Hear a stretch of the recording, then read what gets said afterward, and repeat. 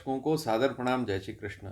अप्रैल और मई महीने में 51 दिनों के लिए शनि और राहु की युति होने वाली है मीन राशि में, और इसका सिंह राशि पर क्या प्रभाव पड़ेगा इसके बारे में आज बात करेंगे। तो आज मैं सिंह राशि के बारे में जानकारी दूंगा। 57 साल बाद एक विशेष योग, दुर्लभ योग बन रहा है, और वह योग है शनि और राहु का। ये दोनों आपस में युति कर रहे हैं, अर्थात इन दोनों का एक ही राशि में मिलन होने वाला है, एक ही राशि में गोचर होने वाला है। और यह स्थिति बनने वाली है 29 मार्च 2025 रात्रि 9:45 पर यह स्थिति बनने वाली है। यह स्थिति चलेगी 18 मई 2025 रात्रि 7:30 बजे तक। देखिए, राहु तो मीन राशि पर गोचर कर ही रहा है, लेकिन शनि राशि बदलने वाला है। शनि अब कुंभ राशि को छोड़कर मीन राशि में 29 मार्च को प्रवेश करेगा। ऐसी स्थिति में वहां पर पहले से ही राहु बैठा हुआ है मीन राशि पर, तो दोनों की युति होगी। अब यह युति 57 साल बाद ही क्यों हो रही है? अब आपको थोड़ा सा आश्चर्य तो होगा, लेकिन इस पर मैं वीडियो बना चुका हूं। आप चाहें तो इसी वीडियो के नीचे डिस्क्रिप्शन में सबसे ऊपर उस वीडियो को भी ज़रूर देखें।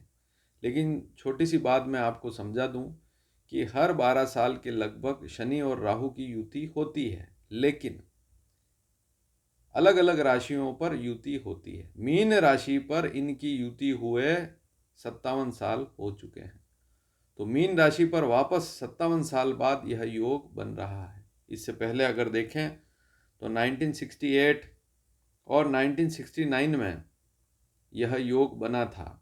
उसकी पूरी डिटेल वहाँ उस वीडियो में मिल जाएगी, आप डिस्क्रिप्शन में सबसे ऊपर उस वीडियो को देख लेना। अब आपका समय खराब नहीं करूँगा। 12 साल पहले भी यह योग बना था, लेकिन अलग राशि पर बना था। उससे 12 साल पहले किसी अन्य राशि पर योग बना था, तो मीन राशि पर यह योग। अब आपकी सिंह राशि है, तो शनि का ढैया भी लगने वाला है 29 मार्च से। उसकी जानकारी मैं अलग से वीडियो में दे चुका हूँ कि शनि का ढैया कैसा रहेगा, क्या उपाय करने होंगे। लेकिन राहु भी साथ में रहेगा, 51 दिनों तक यह युति रहेगी। तो 8वां राहु और 8वां शनि दोनों 8वें आपकी राशि से चंद्र कुंडली में यह स्थिति देखी जाती है। तो आपकी सिंह राशि है, तो आपको क्या देखना है? चंद्र राशि, सिंह राशि चंद्र राशि देखनी है। और 5 नंबर पर चंद्रमा होगा, तभी आपकी सिंह राशि होगी। और ऐसी स्थिति में शनि को अगर देखें तो छठे और 7वें भाव का, क्योंकि शनि की तो राशियां हैं, 2 राशियां मकर और कुंभ, तो चंद्र कुंडली में शनि जो है छठे और 7वें भाव का स्वामी होकर 8वें भाव में गोचर शुरू करेगा, और वहां पर पहले से ही राहु स्थित है। और गुरु की अगर स्थिति देखें, क्योंकि गुरु की राशि पर, मीन राशि पर युति हो रही, तो गुरु 10वें भाव में होगा, केंद्र में। तो गुरु की स्थिति यहाँ पर काफ़ी अच्छी है।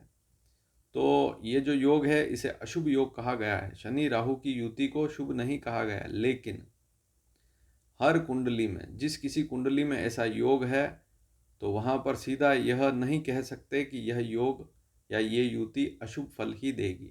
उसके पीछे क्या कारण है? उसके पीछे कारण यह है कि राहु और शनि की डिग्रियां भी देखनी पड़ेगी कि वे कितने नज़दीक हैं। यदि एक ही नक्षत्र पर हैं, उसी चरण पर हैं, तो स्थिति ज़्यादा गंभीर हो जाती है। वहाँ फिर उसके फल ज़्यादा अच्छे नहीं मिलते हैं। वहाँ संभावनाएं यही रहती है कि बुरा फल ही मिलता है। लेकिन बहुत सी ऐसी कुंडलियाँ हैं, उनमें इस प्रकार के योग हैं। 57 साल पहले 68 69 में भी बहुत से लोगों का जन्म हुआ है। तो ऐसा बिल्कुल नहीं है कि उस समय जो भी जन्म लिए हैं, जिनका जन्म हुआ है, उनको सबको समस्या ही आई होगी। वहाँ पर यह देखना पड़ेगा कि राहु और शनि के बीच डिग्री का अंतर कितना है। ज़्यादा अंतर है तो फिर अशुभ फल कम मिलते हैं। और फिर यह भी देखना पड़ेगा कि क्या लग्न कुंडली है, दशा किस ग्रह की चल रही है, राहु की दशा है या नहीं है, उसको भी देखना पड़ेगा। शनि की दशा अच्छी है कि बुरी, उस कुंडली में शनि कारक होगा, अर्थात लग्न पंचम नवम का स्वामी अगर शनि होगा जिस कुंडली में, वहाँ शनि के फल उतने बुरे नहीं मिलते हैं, तो वह भी देखना पड़ेगा। अब एक बात आप और नोट करिए, 6 ग्रहों की युति और 5 ग्रहों की युति, इसको पहले नोट कर लीजिए। 6 ग्रहों की युति, इसमें सूर्य, चंद्रमा, शुक्र, बुध, शनि और राहु। हालांकि शुक्र और बुध तो शनि राहु के साथ ही रहेंगे, लेकिन हमारा विषय है शनि और राहु की युति का। तो शुक्र और बुध ग्रह ये साथ में रहेंगे, इस राशि पर ही चलते रहेंगे, लेकिन शुक्र की स्थिति ठीक है और बुध भी वहाँ पर मीन का होने के बाद भी साथ में शुक्र होने से स्थिति ठीक रहती है। लेकिन सबसे बड़ी बात यह है कि शनि राहु की युति का क्या होगा। लेकिन बीच में सूर्य और चंद्रमा भी इस राशि पर आ जाएंगे। यह समय होगा 6 ग्रहों की युति का दिनांक 28 मार्च शाम को 4:48 से लेकर 30 मार्च शाम को 4:35 तक। तो यह समय एक बार आप नोट कर लीजिए। फिर 5 ग्रहों की युति होगी 25 अप्रैल सुबह 3:30 बजे से लेकर 27 अप्रैल सुबह 3:40 तक। इस समय चंद्रमा, शनि, राहु, बुध, शुक्र 5 ग्रहों की युति होगी। तो इस समय में क्या ध्यान रखना है, इस बात को जरूर नोट कर लीजिए। ये जो 2 टाइम है, पहली बात तो यह है कि स्वास्थ्य पर ध्यान देवें, और दूसरी बात व्यर्थ किसी प्रकार की ज़्यादा चिंता या भय ना पालें, इस बात को नोट कर लीजिए। और इस समय में कोई खरीदारी भी ना करें। तो ये जो 2 टाइम बताए हैं इसको आपने नोट कर लिया होगा। अब अगली स्थिति और है, इसको भी नोट कर लीजिए। 29 मार्च से लेकर 13 अप्रैल तक सूर्य साथ में रहेगा। तो इस समय पर ये जो समय है इसमें शरीर पर थोड़ा सा ध्यान जरूर दें, अपने शरीर पर ध्यान जरूर दें। और वैसे भी शनि भी 8वां, राहु भी 8वां, दोनों की युति 8वें भाव पर हो रही है चंद्र कुंडली के। तो ऐसी स्थिति में क्या फल होंगे? कुछ शुभ फल भी होंगे, जिसमें आकस्मिक धन लाभ का योग बन सकता है। आकस्मिक कहीं से आपको धन लाभ हो सकता है। और पिता की संपत्ति से जुड़ा हुआ कोई लाभ भी इस समय में चाहें तो आप ले सकते हैं, यदि उनके साथ आपका व्यवहार अच्छा है, पिताजी से बोलते हैं, अच्छी बातचीत है और पिताजी का सम्मान करते हैं, तो इस समय में सिंह राशि वाले जितने भी जातक हैं इस समय में लाभ उठा सकते हैं। मित्र और रिश्तेदारों से भी कुछ लाभ की स्थिति, तो धन आ रहा है तो लेने में कोई दिक्कत नहीं है, ले सकते हैं। स्वास्थ्य पर ध्यान जरूर देना पड़ेगा। 8वां शनि भी है, 8वां राहु भी है, दोनों की युति 8वें भाव में हो रही है। स्वास्थ्य पर ध्यान देना पड़ेगा। वाहन भी धीरे चलाना पड़ेगा इस समय में। और किसी से किसी भी प्रकार का गलत पैसा आपको इस समय में नहीं लेना। मान लीजिए आप नौकरी में हैं या व्यापार में भी हैं, और अगर आप सरकारी नौकरी में हैं तो वहाँ पर तो विशेष ध्यान रखना पड़ेगा। अगर आप किसी से गलत पैसा लेकर कोई काम कर रहे हैं, अगले व्यक्ति को नुकसान भी पहुंचा रहे हैं या उसको धमका कर पैसा ले रहे हैं, या किसी प्रकार से आप जो माल बेच रहे हैं, मान लीजिए कोई व्यापारी है, कीमत कम है और ज़्यादा पैसा ले रहे हैं, तो यहाँ पर थोड़ी सी फंसावट आपको हो सकती है। तो यहाँ इस बात पर ध्यान आपको देना पड़ेगा।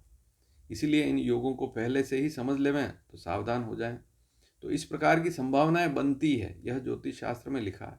100% होगा ऐसा तो कहना मुश्किल है, क्योंकि ज्योतिष शास्त्र की पुस्तकें अगर आप ध्यान से पढ़ेंगे तो वहाँ पर अलग अलग विद्वानों ने अपनी अलग अलग राय दी है। लेकिन इस योग को जनरली अगर देखा जाए तो बुरा ही कहा है। और इस बार क्या हो रहा है कि इस 29 अप्रैल से लेकर 18 मई के बीच में ये दोनों एक ही डिग्रियां बहुत नज़दीक रहेगी, 2-3 डिग्री का अंतर या एक अंश पर भी रहेंगे। तो स्थिति ऐसी रहेगी कि बिल्कुल नज़दीक स्थिति है, इसलिए इनकी युति का जो प्रभाव है विशेष रहता है। तो इन बातों पर ध्यान देना पड़ेगा।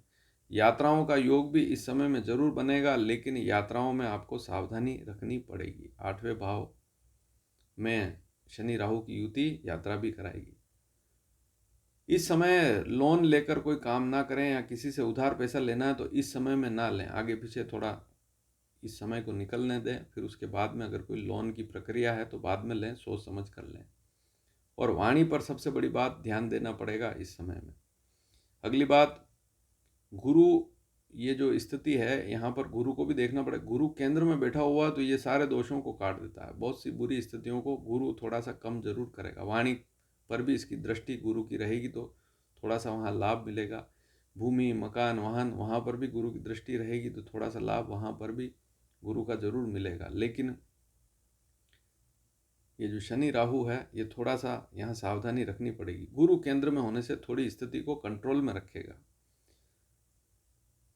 नौकरी का भी योग इस समय में बनता दिख रहा है। अगर आपके पास नौकरी नहीं है, थोड़ा सा प्रयास करेंगे तो इस समय में नौकरी लगने के योग जरूर बनेंगे।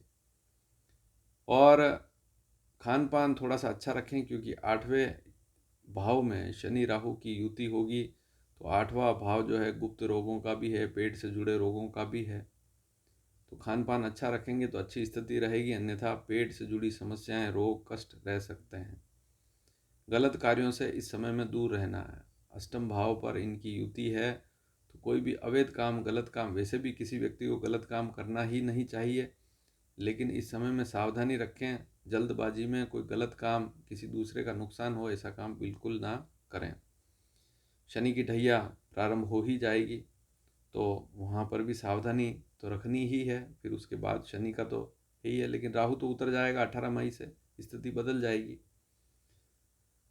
जो साथ में काम करने वाले लोग हैं उनसे प्रेम पूर्वक रहेंगे तो कोई दिक्कत वाली बात नहीं, लेकिन अगर उनसे झगड़ेंगे, वाणी पर ध्यान नहीं देंगे, तो थोड़ी सी समस्या वहाँ पर आपको इस समय में रह सकती है। कोई कंपटीशन एग्ज़ाम दे रहे हैं, थोड़ा ध्यान देवें, सफलता जरूर मिलेगी। अगर स्टूडेंट हैं तो सफलता जरूर।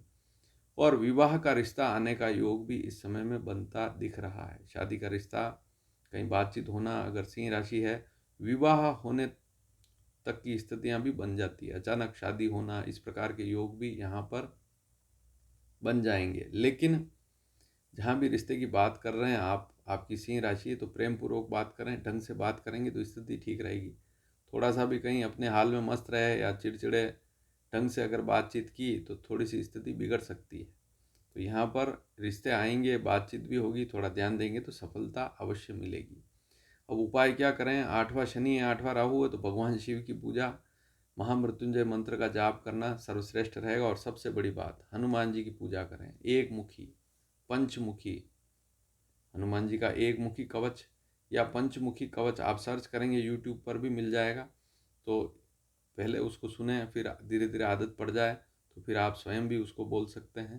तो एक मुखी या पंचमुखी हनुमान कवच जो है उसका पाठ करना सिंह राशि वालों के लिए काफ़ी अच्छा रहेगा। तो ये उपाय करेंगे तो अच्छी स्थिति रहेगी। और 51 दिन है तो थोड़ा सा कोई अगर गलत चीज़ सामने आ रही है, गलत व्यक्ति कोई आ रहा है, कोई गलत बात कर रहा है, तो दूर रहना ही ठीक रहेगा। संभल कर चलेंगे तो अच्छी स्थिति रहेगी, क्योंकि 8वां राहु, 8वां शनि, और युति भी लगभग डिग्रियों में हो रही है, इसलिए यह युति ठीक नहीं कही गई है। वीडियो कैसा लगा? अच्छा लगा हो तो शेयर जरूर कीजिएगा। धन्यवाद। जय श्री कृष्ण।